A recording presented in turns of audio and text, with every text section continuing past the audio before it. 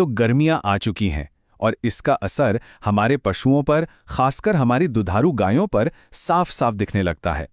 तो आज हम इसी बहुत ज़रूरी मुद्दे को समझने वाले हैं कि हम अपनी गायों को गर्मी के इस तनाव से कैसे बचा सकते हैं और अपने व्यवसाय को सुरक्षित रख सकते हैं।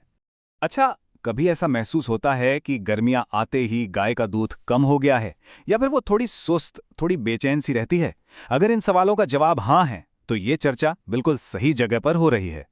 आज हम इन सारी समस्याओं की जड़ तक जाएंगे और इसका समाधान भी खोजेंगे। चलिए, इस गर्मी के छिपे हुए दुश्मन, इस साइलेंट किलर की परतें खोलते हैं। तो सबसे पहले ये समझना ज़रूरी है कि ये हीट स्ट्रेस यानी गर्मी का तनाव आखिर है क्या। देखिए, एक बात तो साफ कर लें, ये कोई बीमारी नहीं है। ये बस एक कंडीशन है, एक हालत है। इसे ऐसे समझिए, शरीर में गर्मी बनने और गर्मी निकलने का एक बैलेंस होता है। जब गाय के शरीर में पैदा होने वाली गर्मी बाहर निकलने वाली गर्मी से ज़्यादा हो जाती है ना, तो बस ये बैलेंस बिगड़ जाता है और शरीर का तापमान बढ़ने लगता है। इसी हालत को हम हीट स्ट्रेस कहते हैं। और हाँ, यहाँ पर हीट स्ट्रेस और हीट स्ट्रोक के बीच का फर्क समझना बहुत बहुत ज़रूरी है। देखिए, हीट स्ट्रेस तो बस एक वार्निंग साइन है, समझ लीजिए एक पीली बत्ती। लेकिन अगर इसे नज़रअंदाज किया गया तो ये हीट स्ट्रोक यानी लू लगने की जानलेवा हालत में बदल सकता है। और वो है एक रेड लाइट, एक मेडिकल इमरजेंसी, जिसमें गर्भपात से लेकर गाय की जान जाने तक का खतरा होता है। और आपको पता है, गायों के लिए सबसे आराम वाला तापमान कितना होता है? सिर्फ 22 डिग्री सेल्सियस। जी हाँ, जैसे ही पारा इससे ऊपर जाता है, उनकी परेशानियां शुरू हो जाती हैं। और मामला तब और भी बिगड़ जाता है जब तापमान के साथ साथ हवा में नमी यानी ह्यूमिडिटी भी बढ़ जाती है, क्योंकि ज्यादा नमी होने पर गाय पसीने से खुद को ठीक से ठंडा ही नहीं कर पाती।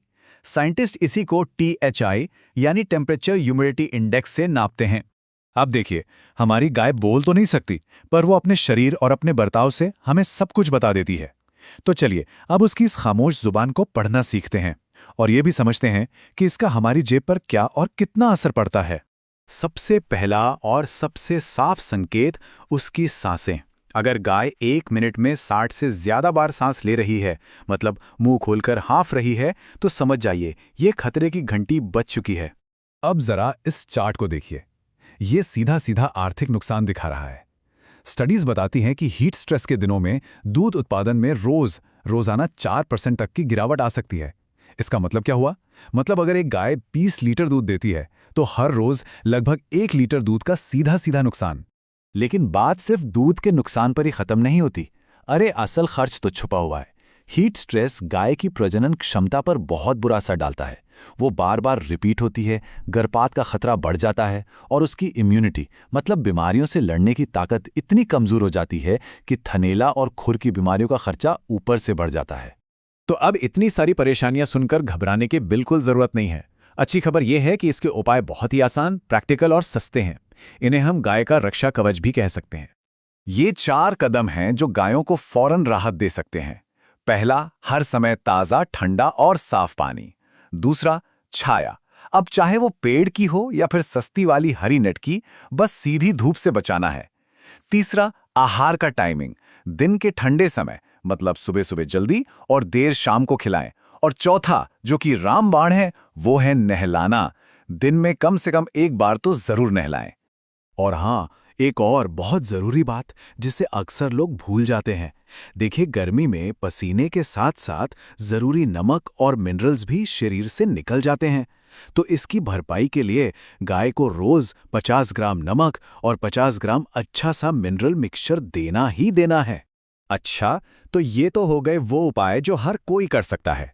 अब जरा उन किसान भाइयों की बात करते हैं जो बड़े स्केल पर डेयरी फार्मिंग कर रहे हैं। उनके लिए कुछ एडवांस टेक्नोलॉजीज हैं जो एक बहुत ही स्मार्ट इन्वेस्टमेंट साबित हो सकती हैं। सबसे पहला तो है कूलिंग सिस्टम।